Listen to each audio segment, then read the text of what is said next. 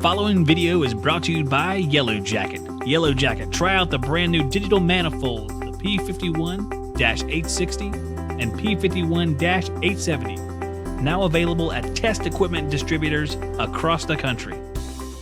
You are listening to HVAC Shop Talk, the way it was intended, live and beautiful. And it's my birthday. I am a spry 39, but it was a great day. I say but, it was a great day, but there was one thing that I would definitely change. I would be turning 38. The reason being, I don't know if I'm going to ever qualify now to be in the 40 under 40. What a stupendous crock. I should be in the 40 under 40. I wanted to be there. I wanted to be there this year. I don't know if it's going to happen, guys. I think I might have missed the boat. I'm thinking I don't know. I'm at to be the 50 under 50 or something, which I don't think exists. I don't think they're making a 50 under 50 or a 60 under 60. It would just get ridiculous. What about the 100 under 100? I mean, you're just picking random people at the Walmart now. It's not going to happen, I guess. Oh, sadness. Oh, sadness. Well, thank you. Happy birthday texts are coming in. Thank you very much. I appreciate that. My birthday officially started at 7:30 this morning. That's when baby Zack was born, as the 70s closed many years ago. I'm a child of the 70s. All the technicians out there that were born in 2000 are like, whoa, that's old, man. That's old. That's before the internet. That's right. It was long before the internet. We built forts and went outside, you guys. It was a radical time period in our lives. We had tans. I mean, tans, guys. We went outside to build forts and play army. We got some more texts coming in. Thank you, Jeremy. Happy birthday to the Zack man. That's right. The Zack man is 39. I've had a glorious career, and Brent, he nominated me for the 40 under 40. He's a great guy. We actually nominated each other because Brent's from the Tool Pros podcast. A lot of you guys know who that is. But you know what? Neither one of us won. What a super crock. Do you see some of these people that make this list? Come on. Jeez Louise. I'm just a little salty. I really did want to be on there this year, but it's cool. Whatever. It's fine. Whatever. I don't care. I had a good day, though. 40 under 40 notwithstanding, I had a great day. I went to eat at the J. Michael's Philly Deli. Had myself a nice meatball sandwich. It was fantastic. Had some fried cheese. Oh, wait, man, I got to tell my story first. All right, hold off on the phone calls for a little bit. Let's hold off on the phone calls for just a second. I'm going to tell my story. Okay, I got some stories to tell. Here we go. Thank you, Clint. Happy birthday to you, too. All right. What would be the odds if it actually was his birthday? That would be crazy. Okay, here we go. So I went to the J. Michael's Philly Deli, and I was eating. Wait, we have more texts coming in. Look at this. You sent me an Instagram birthday message? I have to check that out. It would be great if I could play that on the air. I probably can. Oh, let's see. Let's take a quick second here and see if I can play the Instagram birthday message. Because I have the phone, the studio phone. Oh, it doesn't have Instagram. What a bunch of crap. I have to do that. All right, it's okay. Whatever. I have to listen to it afterwards. I'm sure it's great. Maybe we'll play it tomorrow on the show or something like that. So I went to the J. Michael Philly Deli. I had my meatball sandwich. It was fantastic. I mean, glorious meatball sandwich. I enjoyed it so much. Then we went over to the Lowe's. And guys, we had a great day. It was a great day. I'll tell you, first and foremost, after all was said and done, we signed a brand new sponsor for HVAC Shop Talk today. So it was great. Good news. Before I even heard about that, I had decided that I wanted to go ahead and review some tools coming up. Just some other tools, not the sponsors' tools, because reviewing sponsor tools is always like a catch-22. I mean, what are you going to say? The sponsor tool sucks? So I have other people review those. I like to demo those and play around with them. But I want to get into some real tool reviews. So I bought some stuff, and what I'm going to do is I'm going to review it, and then I'm actually going to give it away to you guys as part of our weekly giveaways. It's going to be awesome. For those of you who don't know, we're giving away refrigeration technology stuff this week. So go check it out on the YouTube channel, HVAC Shop Talk Podcast. I'm going to really enjoy when this broadcast becomes a YouTube video one day because my hand motions are spectacular. You guys can't see them, but I look like George Bush on the podium. They're waving back and forth. I'm one step away from being a sign language person. I'm saying the same word over and over again, but I could look like a sign language person. So I went to Lowe's and I wanted to get a good price on a good tool to give away.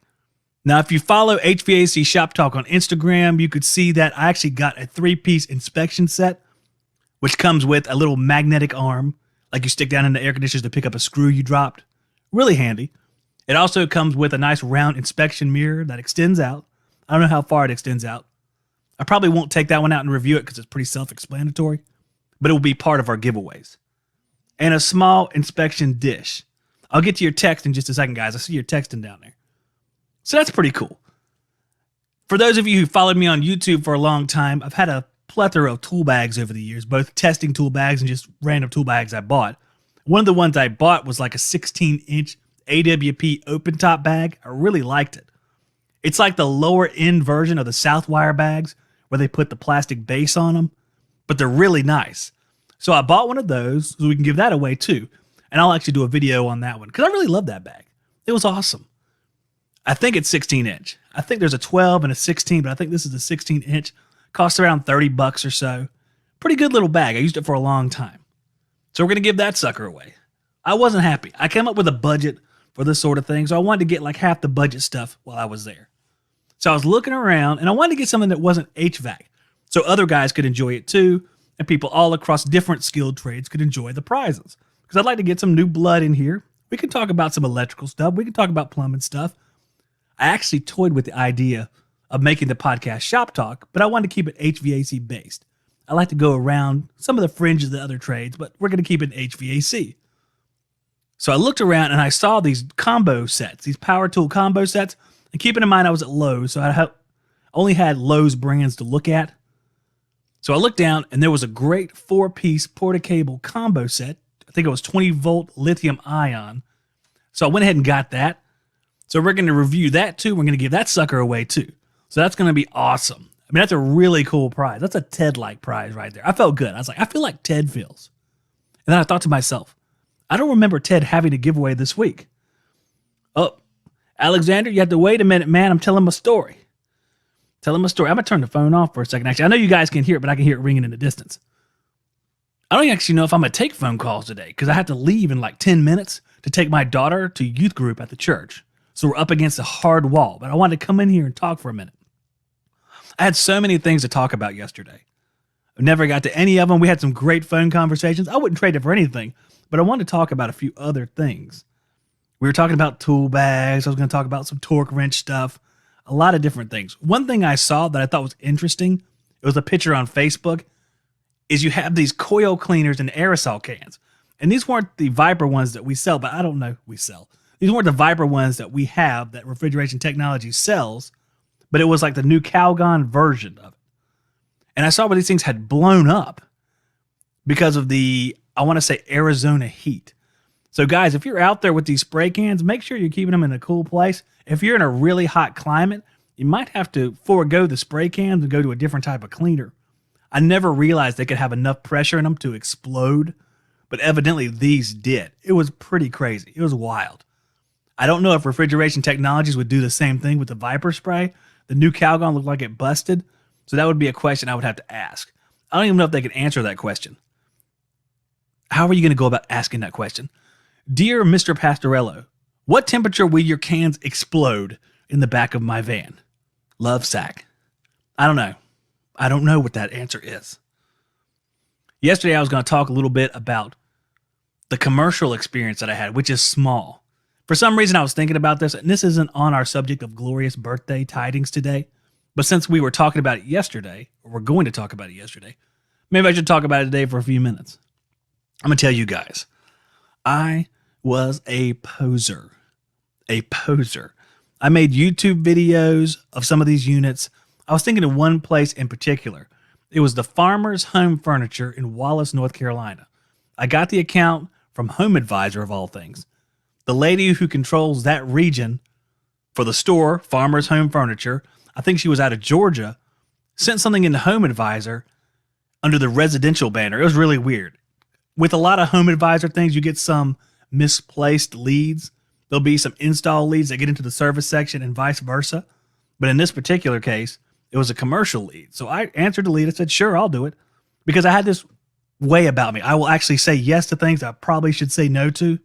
That's what led me onto the Tugboat HVAC system. but I like seeing new things and different things. And I felt like I was capable once I got into it. But I'm going to tell you the truth. When I got up there, it was a learning experience because I had to work on all of these BWC train units that were made in the 1980s. And although I did fix several of them successfully, it was a big learning curve, and I never really mastered how they worked because I couldn't just sit down and spend the whole day figuring out where every one of those black wires went. And let me tell you, if you get a bowl of spaghetti and then get 10 more bowls of spaghetti, spray paint them black and throw them in a big pile, that's what it looks like inside those units. They're all numbered, but remember, these things are from the 1980s. It was like 1986. It was wild and crazy in there. Now, I traced stuff down. They had all sorts of weird controls. Some of these other units had vacuum-controlled defrost. I had to sort of figure it out, but I never really mastered it. And it kind of made me think. It's hard for us to admit stuff like that you are trying to work on something. You're attempting to fix something for a customer, and in the back of your mind, you're thinking, I'm going to have to figure out how this works so I can fix it. I have no training on this stuff. This stuff was built when I was 7, so I really wasn't used to working on it, but we kind of thrust ourselves into that stuff. And it made me uneasy, and I figured a lot of you guys have probably went through that too. And I'll go ahead and open up the phone lines if you guys want to call in, 910-970-0774. If you want to call in, I'll take a couple calls. We have to be quick, though, because I'm about to leave and go to the youth group. I wanted to get on here and talk to you for a few minutes. I don't know. That commercial thing kind of stuck in my head because a lot of us are all like, oh, we're the best. We're the best. I've been doing this for 1,000 years. I am the best. But you know what? When you think about it, there's some big weaknesses that all of us have in different areas.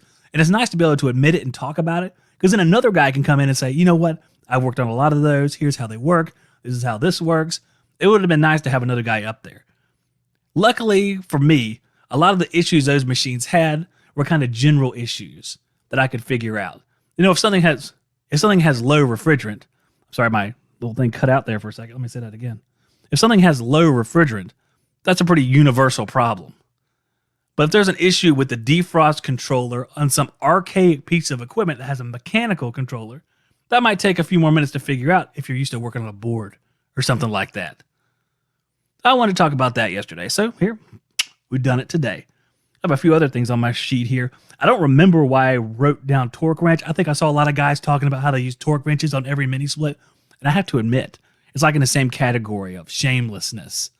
I've never used one on a mini split before. I've never even owned a torque wrench. Not for automotive, not for HVAC. I've never owned one. If you ask me how tight you put a mini split flare on, I say, about that much. I have no idea. Would it be better to have a torque wrench? I'm sure it would be. I saw some at Lowe's today. I would have bought one had they not been so expensive. The torque wrench was literally more than the Portacable 5-tool set cost, or 4-tool set cost. So I didn't want to get that. Coming soon will be the Appian vacuum test. And let me read some of these texts, actually. We had a few texts coming in. AK Van 79 says, what do you think of Aeon units? I have never worked on an Aeon unit before. I've never even seen an Aeon unit here. I don't know if that's just where I'm at or what. Maybe there's no distribution in this part of North Carolina. I'm in Southeast North Carolina. I have no idea. We have another one that says, happy birthday, brah. The Jack Benny of HVAC. Yes, I know who Jack Benny is. I'm old enough to know that one. That's funny. Who is the sponsor? You'll find out who the sponsor is here shortly, the brand new sponsor. But they did agree to it today. I will have to check out the message for the Instagram. If I can do that, man, that would be nice. If I could play that on air. Maybe I can do that tomorrow. I have to see it. Brent says sometimes they delete them. I don't know. I'm new to Instagram. I'm trying to hit Instagram with the full-fledged punch and force. I'm going to put some of the pictures of these giveaway prizes up there, and it will post to our Facebook page as well. So if you're on Facebook or Instagram, you'll see it. Let's see. AK Van 79 says, they are mostly located on your favorite pizza store, Little Chasers. That's Squeezers. Squeezers. No, I've never worked on an Aeon unit. I've seen guys like that, Jeff the maintenance man, they work on Aeon. They seem to complain about them a lot. I don't know if they're overly complicated. That's the gist of it, is what I understand. They're over-engineered. I have no idea. I hear a lot of complaints about them, though. I don't know if it's just because they're so complicated, guys. Maybe don't have this specific training that they require because they're so complicated. I don't know. It looks like Jeremy says they can be on McDonald's. They can be on It says crappy York too. I don't know if that's two separate complaints there. I've worked on plenty of York units at McDonald's. I was thinking about that too, as far as this commercial tech thing. I worked on York units and I worked on the Linux units. I don't remember what series they are. LGA is sticking in my mind, but I'm not sure if that's correct. These were nice units. They had nice controllers. I don't remember what the controllers were called. I'm sure a lot of you commercial guys know. Had a beautiful digital readout, told you everything about the unit. It was actually pretty easy to diagnose issues because it would say like circuit 1. I remember I had a 20-ton Linux unit with one of these nice controllers, and I'm sure I'll get a text here in a second that will tell me what the name of that controller is. And it says circuit 1, lockout low pressure. So I could hook up the gauges of circuit 1. What happened? The crankcase heater for the compressor touched one of the lines, copper lines, and evidently burned a hole in it whenever it arced out onto it or burned a hole in it. I'm not sure what happened, but it had a big old hole in it. So I had to fix that overnight one night. That was easy to find. That's one of those general problems. But when you get into issues with like the controller itself, unless you have specific training, it would be very difficult. There are some workarounds that I did that I'm ashamed. I won't even tell you what I did because it's so shameful to get certain things working. I didn't know how to fix something one time, and I ran like this whole separate cable in seal tight around the bottom of the unit to power one of the outdoor fans because I couldn't figure out what to do. So I knew I had to do something, but it was the hackiest crap you've ever seen. I'm not ashamed to say that. Maybe a little bit. I'm a little bit ashamed to say that. I wish I would have had the proper training so I could have fixed it properly. I got it running, but it wasn't optimal. I mean, if someone came up there after me that had the proper training on these Linux units and controllers, they would have probably said, what the hell is this? What kind of hacky crap people are you hiring? But that's okay. I fixed the York next to it because it was old. It had old style controls, which I was good at. I fixed the York next to that York, which was a 5-ton Sunline, 6-ton Sunline.